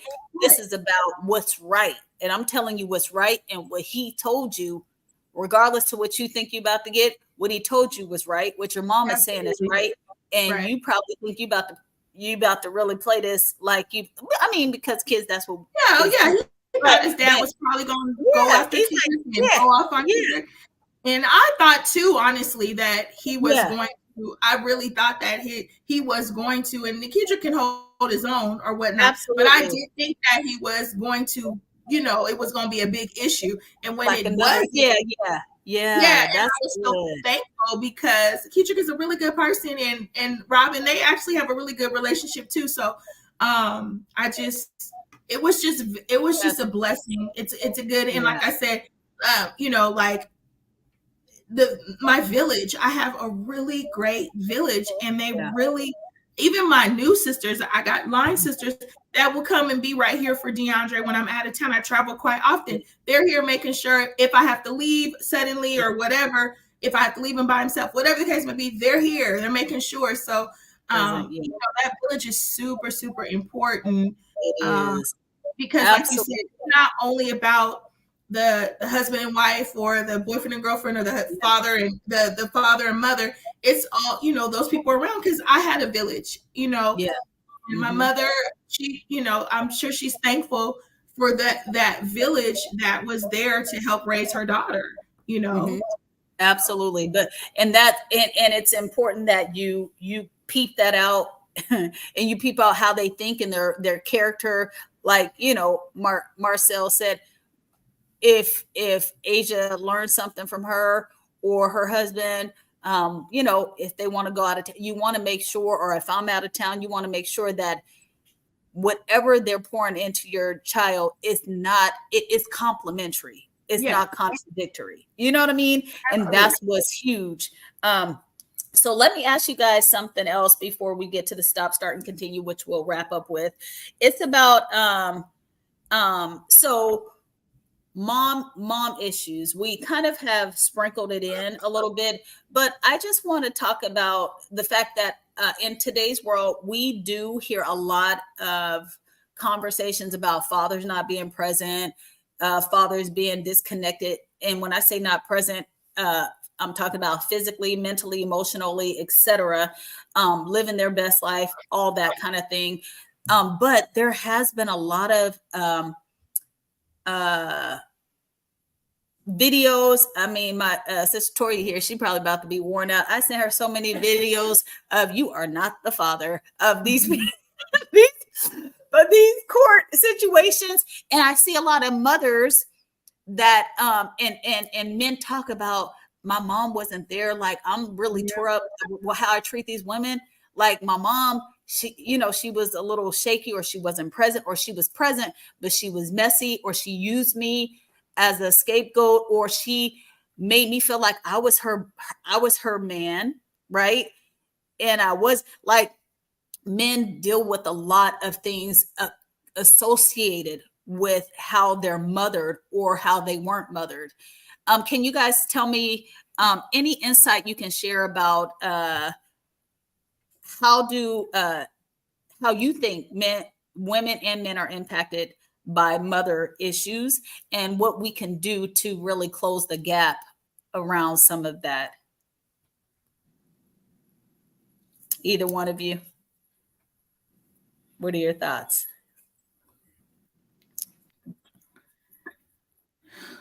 That's a good question. Do you know of any challenges people have with have you dealt with any men that have dealt with issues with their mom, and or women, and how has it impacted them, or how, what have you observed? If you haven't, don't worry about it. No, I had a coworker, and she became pregnant. But the father of her child was doing her wrong, but his mom was on his side. Oh, that's not his child. And I mean, talked about her like a dog. We're here to do the paternity test. I'm like, what happened? He didn't show up. His mom said this and that. And I'm like, really? And she's like, yeah, because whatever he did wrong, his mother held him. Like, oh, and I was like, really? Well, I just asked about her the other day. And she said, oh, he passed away. And I go, really? And she said, during her time she was sick, she apologized for what she did to her. Didn't hold her accountable. He had 3 kids with her, and she apologized. She said, I never held a grudge against her. But it was nice to let you know before she passed away that she was sorry. And I thought that was the most, I said, well, are you at ease? Or how? She said, I really didn't care because I knew what I did. But holding her son accountable for the 3 kids they have together, that was the big thing. But she apologized before she passed away for what she put her through. That's a good point, Marcia. I didn't even think about it like that. So some of us women can be parenting these boys in a way that does not hold them accountable, which means that they're out there just doing whatever, and they are being solidified or given a pass. even though they're being irresponsible, and we're contributing to that because we're actually, you know, putting the blame on the other woman or somebody else, but not holding our son accountable for what they're doing. And that's counterproductive as well. And that's an issue, because if your mom giving you kudos but you are a piece of garbage, that's a problem. And I mean, That I is see it true. more often than not. I've seen that, a lot of times. And then, I think as a mother, I think for me, I think people call me out a lot because I do, I probably give a lot of leeway to my son. I'm more than, of course, we're the nurturers and things like that. And his dad is more of the disciplinarian or the stricter one of the two. And so there's things that I think as a mother, I have to kind of start to pull away from. And I don't want my son to feel, that, I'm going to, because I enable him, I can coddle him. I don't want, there's things I'm going to have to let him learn. And I think that there's mothers out there that never let go, how they have, they're their mama's boy or whatever, and they're still, they don't let them go. They're in, I remember talking to a friend of mine who broke up with his fiance because the mother was so heavily involved in their relationship, he could not handle it. And so, where do we draw the line? We have to let them grow, and it's hard. It's hard for me because I have, I want my son to be, I want him to be in church with me. I want him to be this. I want him to be that. I want him to play sport. I want him to do all this stuff. And he just does, he goes to church, all that, but he just does. And so I have to learn that I cannot coddle him. I'm not going to be there all the time. I can't, I didn't even want him to go to the mall by himself. He's never even been to the mall by himself in Houston. I didn't even know how the people are in Houston. So I was, very iffy about him going to the mall. He just got back. But I let him go and he had a good time and he did his own thing. But I think that we have to kind of back up because our kids are going to, I don't want him to resent me.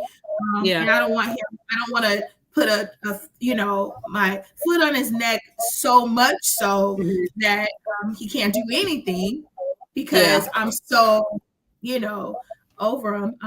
He's going to have to grow and he's going to have to learn. And I think his dad, gives him some space to allows him to do things that so. No, Mothers, we just have to, we got to learn to back up. And I think a lot of times, even in, I can see in some men how mothers did not back up or, the lack thereof, or how mothers were never there. And then you can kind of see the dynamic of how they act or how they treat because their mothers weren't there or they were there.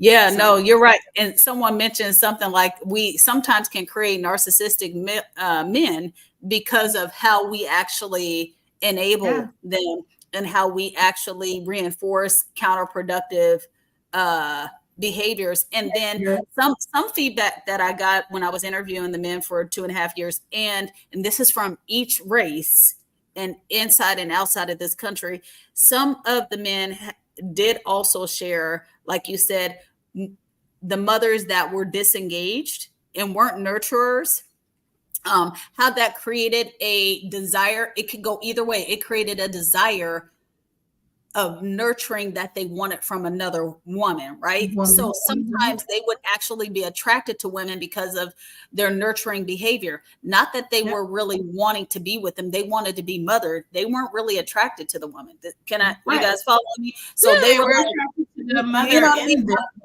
I'm attracted to the mother in you, but I'm not attracted to you. Now, then they had other situations where they picked up from their mom. Their mom had a lot of men in and out, right? And so that taught them that women are okay with a man being there and not. So sometimes they're like, hey, I'm gonna be in and out. This is like, you either take it or leave it. This way you're gonna catch me coming or catch me going, And And they picked that up because their mom told them through her action that that was okay. And some women will accept that, and you can still come back as long as you're the main chick, and that should be enough. And that, another something that men share was that women that they've had children with, sometimes the reason why it's hard to co-parent with women, and they create issues with the children, is because they make it about them. Some men just want a relationship with their children. They just want to have a relationship with their children. And when I come and pick my children up, or when I call and inquire about them, and like you said, I love with your transparency, Erinn.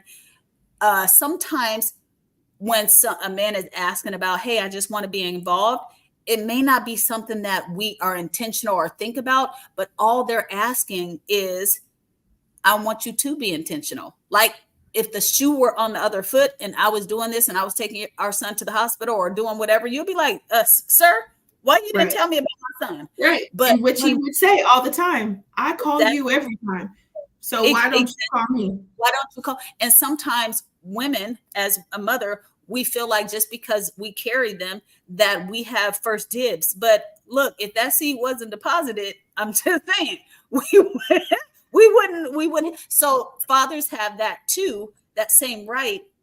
But sometimes we feel like we can actually dictate and determine certain things. And I think that's why I told you guys, go ahead and check out Straight Talk, No Chaser. I think there was an amazing topic on there the other day, or maybe it was last week, Erinn, you correct me if I'm wrong, where one of the guys, he had mentioned something about fathers actually having a right to really have insight or input on a child's life, and how that plays out. If two consenting adults have a child together, should they not both have a say in how that it moves forward? And I think that we have such a skewed perspective on certain topics.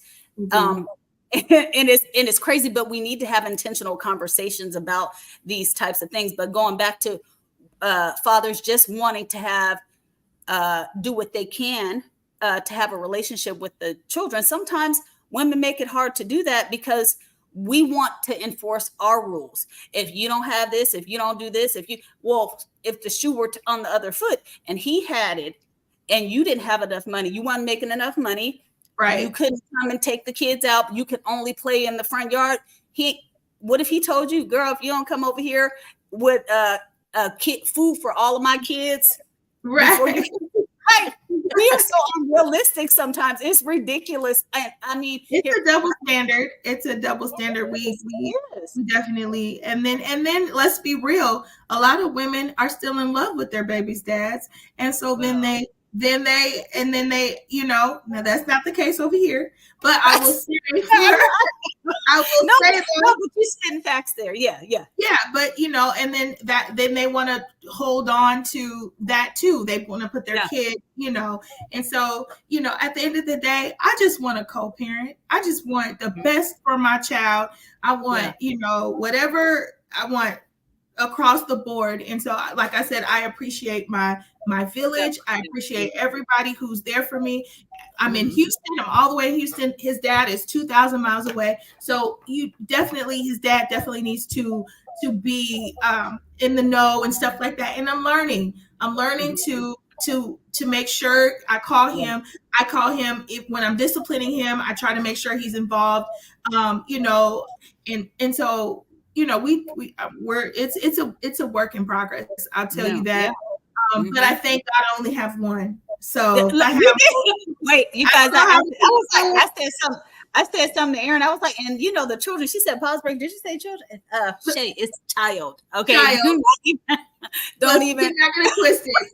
And I cannot imagine having two kids by multiple fathers, or multiple kids by multiple fathers, and having to deal with multiple, not knocking you guys who have multiple kids by different fathers. I understand that's your story. For me, I had so many issues with just one. I couldn't imagine having multiple and having to deal with how to parent with this one versus how to parent with this one. you know. That just tells you your partnership skills has to be, you got to be on point, because You that, gotta be important. And I commend you, men and women who got multiple women and multiple men. yeah, you just, it has to be an intentional thing. And like you said, Marcelle, even with my husband, you can get complacent and like think, okay, we on the same page, and you're not on the same page, right? Or you think you can, sometimes, you know, Cooley says something, I was like, he may say something, I'm like, boo, what?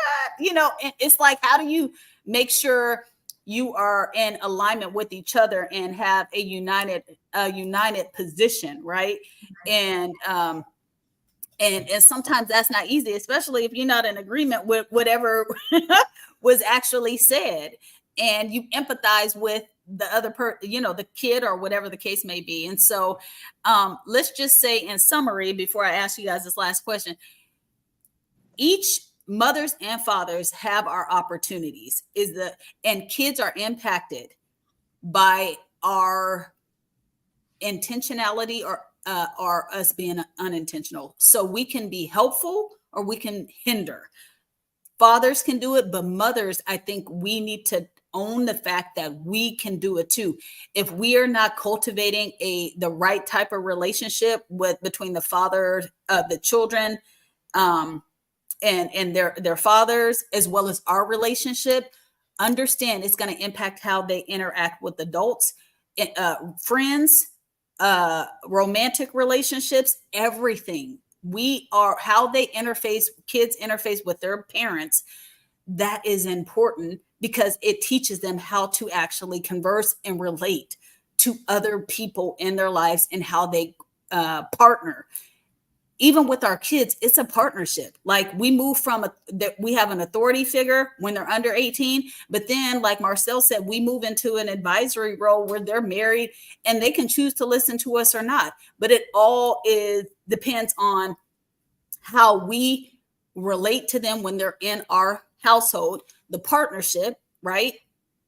Listening to them, like gauging some things we won't like, some things we're not going to feel comfortable with, but we decide to figure out how to build a bridge and get over ourselves, or how to build a bridge and carry them over on our side, whatever. Sometimes it's a compromise, and sometimes we just have to get out of our comfort zone. And so both men and women have to do it, but I think we really have to talk more about how, as women and mothers, we need to do it, because if we are not active and present and we make things more about us than about our kids, then we're also doing a disservice. And I think we don't talk about that enough. And sometimes we don't hold each other accountable for it. You know what I mean? We root our friends along and we don't say, girl, you're out of order. Like, real talk, you need to let that baby see his father. If he's not having a physical, mental, or emotional harm to him or those kids, you need to do what you need to do. And all other stuff you talking about is all about you, right? We could talk about that once you let him go see his kids. We talk about how we build a bridge and get over you, right?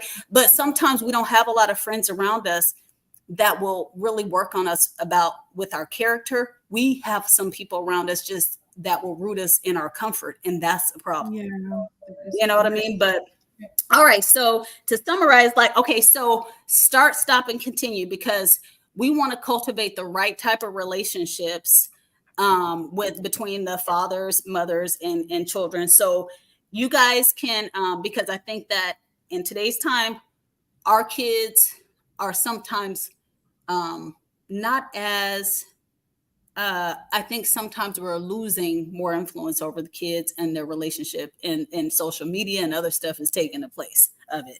And as well as mothers and fathers, because some mothers are taking advice from social media as well. Although you should take the advice we'll share here because it's fruitful. Okay. But other places, no, I'm just right. Other places, just run it through a filter. No, but right. So what do you think we need to do to stop? And you guys can choose mothers, fathers, or whatever. What do you think mothers, let's just start there. What do you think mothers need to do today? What do they need to stop doing that you think what do you think mothers need to stop doing that's hindering the relationships between fathers and their children? what do mothers need to stop doing? That's him. I'll say think about themselves. What'd you say? Think about themselves. Stop thinking about themselves. Yeah, it's a child. That's what a lot of it is themselves. What can I get from you? You know, like you said, like some of them I still love you, but you know, they didn't moved on. Like I'm just here for my child. We can discuss what's going on with them day to day, week to week, or however, but I'm here for my child. And that's so important because I've come across grown people and it was like, yeah, you know, well, my dad, da da da da. And I'm like, girl, what happened? Oh, my mama, da da da. And I'm like, oh, for real? And he was like, yeah, my dad wanted to be there, but not being there. But you find out along the way as you get older, your dad was trying to be there for you. Yes, You know? It was like, I found out you had a school play. It was after the fact. Yes. You ain't tell me that they had an event or a school play. Yeah. Oh, you wouldn't come anyway. Yep. And they got older, and you know, the dad would tell them that, hey, I wanted to be there for you, but your mother would not allow me to. Yes. Gosh, she said, you know, so we were distanced being a kid, you know, teenage years, you know, you come here and there to an event, but then as you got older and grown, now we're building a relationship. Yeah. And I'm just like, wow, you know, I'm thinking like, I'm grateful, you know, I had that relationship with my dad, you know, growing up and stuff, but, and I just like, wow, you know, you will do that to your kid, you know, not to have that relationship, you know, for me, you know, you talk about them like a dog, but then you want money out of them, you know, and like, oh, well, you didn't get no Christmas gifts and you didn't get no birthday gift, you know, like, oh, my daddy didn't think about me. Oh, yeah, they did think about you, but it was your mom not allowing the relationship. And well, I resent my mom. And I'm like, really? You're like, yeah, because look what I lost. That I grew up with having. Even though my mom and dad not together, I could have grew up with him. You know, stage in life, and here we go building a relationship. Yeah. That's what Jovan Jovan mentioned that too. I think where she says stop blocking communication and don't down talk the other parent. And that's good. I mean, because again, like you said, and like Dietrich said, he said in co-parenting, the man and woman need to set relationships aside and focus on the baby. Set boundaries and make sure your actions serve the kids best. Like we don't think about the kids. When your feelings get involved and you're upset about, you know, you don't want to talk to them no more, they with another person and you upset about that or whatever the case may be, the whole child goes out the window. It's just about how you feel. And I've been there before, you know what I'm saying? And not even the fact that I've been there where I'm blocking him and he can't see his child and all that kind of stuff. At the end of the day, who's suffering? Yes. Is it me or is it my son?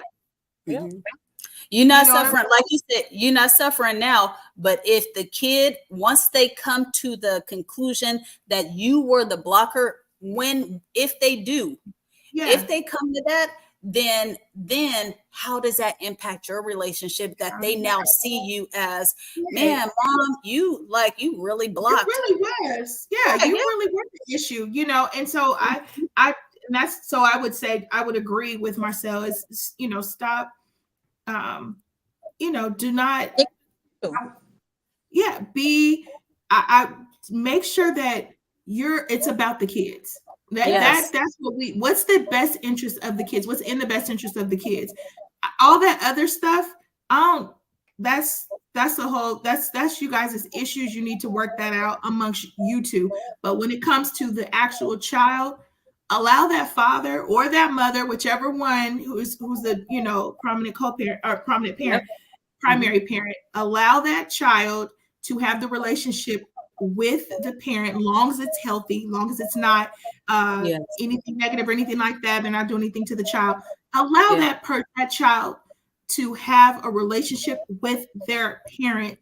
Yes. And you get your feelings, throw your feelings out the window of how you feel, and whatever he did to you in the past or cheated on you or whatever the case may be, that is between you guys. Your child has nothing to do with that. Yeah. And that you guys just summarized chapter 5 in my book. It's titled Co-Parent Partnership is Bigger Than You, because at the end of the day, like you said, if you are trying to raise a productive child with character, right? You got to figure out how to do it together. Even if you feel like you can do it by yourself, why would you want to? Right? Even though that's a disillusionment, like you really can't do it by yourself. And that's another thing, and we don't want to get into. I know we want to belabor the time. We've been on here for almost 2 hours. Yeah. Why would you want to, let me tell you something. I welcome. Let me really, really quick. I have a cousin who sent child support checks to his baby's mom, and she would send them back every time, and she was being vindictive so she could tell the courts that she never got money, right? But he would send the checks. So finally, he just put the checks in a bank account, just money stacking up. Every time he got paid, that money just stacked up to the point to where he just decided, I'm just going to spend this on me, because she would not allow him to see the child whatsoever. She wouldn't allow him. Let me tell you something. If my son's father sent me a whole stack of money, I'm not turning nothing down. You hear me? I'm welcoming. He didn't, all the stuff he does for DeAndre, I'm not turning nothing down. The clothes he buys, the shoes, all that, the medical bills, all of that type of stuff. I need help. I'm just one person, and so why would you want to not have that support? Why would you turn that down? Because you're prideful. Because you're so prideful and you're so upset that person didn't want you, that now you're going to turn down the father doing whatever they can to make sure that their child's supported, just so you can go to court and lie? Yeah. What? And here's the thing. I think you guys hit the nail on the head. Like you said before, it's not even about you. Like, real talk, that's not even your money. It's not. It's for the kid. It's for the child. So how are you? I just don't understand that. But also, too, people have their own feelings about their child's father, and and so. But even if you have your own feelings, and you might not like what I'm about to say, and I'm about to wrap it up anyway, you can put it in the comments if you don't like, but it's okay, because it don't even matter. At the end of the day, it's still not about you. I don't care what feelings you have about the parent, the father or the mother. If something is coming for the child to help that child take care of the child, at the end of the day, you receive that help. Not forget about your pride. Even if you don't think you need help, put it in the bank for the child, put it to the side for the child. The child will need something. Like their quality of life should not have to suffer because you can't build a bridge and get over yourself. Period. I'm taking all the money. I'm taking all the groceries, all that. Like, but you shouldn't take it to get yourself all dolled up, because that's no. I'm taking all that. No, I know you, but I know some women. Oh no, for some of the women, we here on the phone, we're not saying that you should take it to go doll yourself up. We saying this for the kids, just in case somebody. This is to make sure my son. I need help. My son wears a size 13 tennis shoe. Those shoes ain't cheap, so I need help. Yeah, so okay, so then I'll move over. What do either mother? I started with men. I started with women. Women. Okay, what do men need to start doing that will help you feel would help the co-parent partnership or the dynamics? I'll say one thing that I think some men, I won't say all men, but I have noticed that some men, when a woman puts a wall up or puts that block up, they just allow it. Yes. They don't do what they can to try to knock the wall down. And I know sometimes women may do way more, and it might be cost way more, and more than what they have. They might not have the money to go to court and all that type of stuff. But I would say don't stop trying. Yes. I would say don't stop trying. Continue to try. Continue to do, even if you have to send letters or even, continue to try. Because like I said, you know, at the end of the day, my cousin's daughter resents him and does not talk to him based off of what her mother, you know, made her think.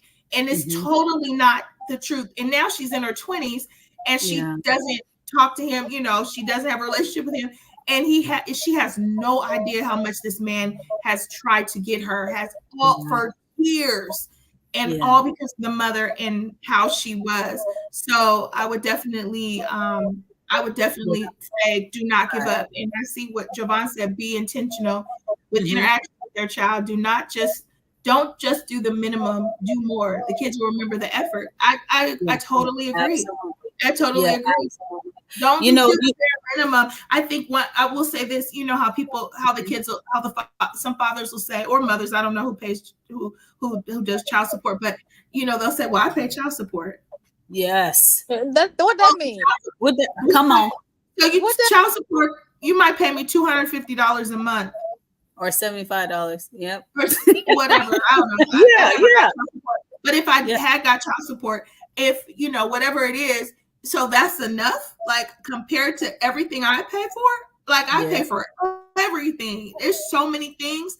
So, you know, it burns me up when somebody says, well, when a guy says I pay child support.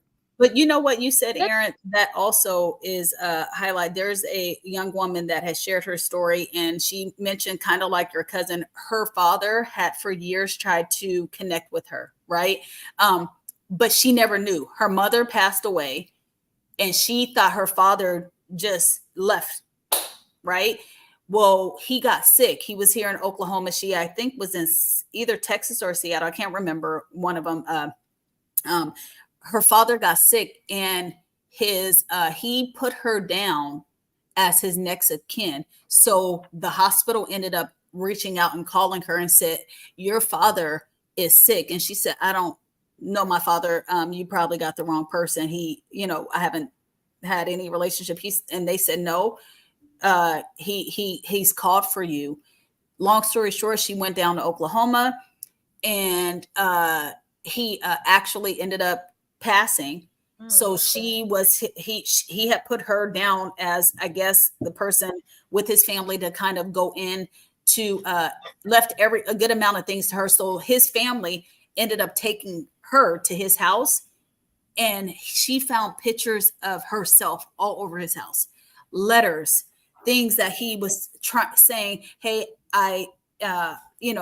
here's another year I don't get to see you. Your mom won't accept this. I tried to get this to you, that type. So she was overwhelmed with emotions that she never got to have a relationship with her father because he had then passed, but she could only live through everything he left behind. But then she had a different perspective of her mom You see what I mean? Because her mom did that. And that's the piece that I feel like when a father can't do what you can with the letters, but also I know I've heard a lot of fathers that I've talked to that are like, Shay, I'm not even getting involved with the law. I'm not trying to have a parenting plan. I'm not trying, because that's too kind of complicated. Here's the thing, guys, there are so many different opportunities and organizations that financially will help you out. Not only with getting your stuff together with the parenting plan, but also if you need financial help with getting your house in order for your kids to come to, you have Fathers Incorporated. You can look at online. They help. You have Dads in Seattle. You have Anthem Family Strong. You have so many different organizations that will help you if you're not skilled in how to actually fight the system or get access and rights to your child. Because one thing's for sure, and I don't know if a lot of fathers know this, but there are certain things and certain laws in place that if you don't speak up and advocate for yourself, you will be locked in. So one of my friends, she's a dean at Baylor University over the law school. She was just sharing in Texas. The last time we met a couple of, probably in July, I may have shared with you guys, there are over 128,000 men in Texas alone on child support for children that are not biologically theirs. And why that is because in 2003, I believe, Texas put in a new ordinance or law that said if you do not determine paternity by the age 2, it doesn't matter what it is. When you determine, you still have to pay for the rest of the child's until they're 18. So it doesn't matter if you found out if they at 16, they'll be like, okay, you don't have to be with the mom, but you're bad. You got about 3 more years to go to pay this support. So here, men, we need for you guys to it's not only about child support, but it also is establishing paternity, because kids need to know who they are and identity, and they have you right to your children. And if you have some issue with the mom, mediation can help you. You don't even got to talk to her, right? Women, please stop telling these people that these men that this is their child, and it's not. Girl, we have. I'm gonna have to get the judge.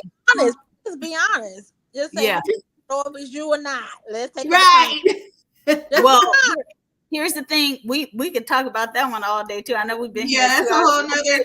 We're going to do a separate conversation about that. That burns me up every time somebody be like, "What? I just knew it was him." Men would never know if the child isn't there. Only the women know who they were with at the end of the day. And I know people didn't have multiple partners in the same month and the same week and all of that type of stuff. But listen, y'all gonna have to figure this thing out. You're gonna have to be honest.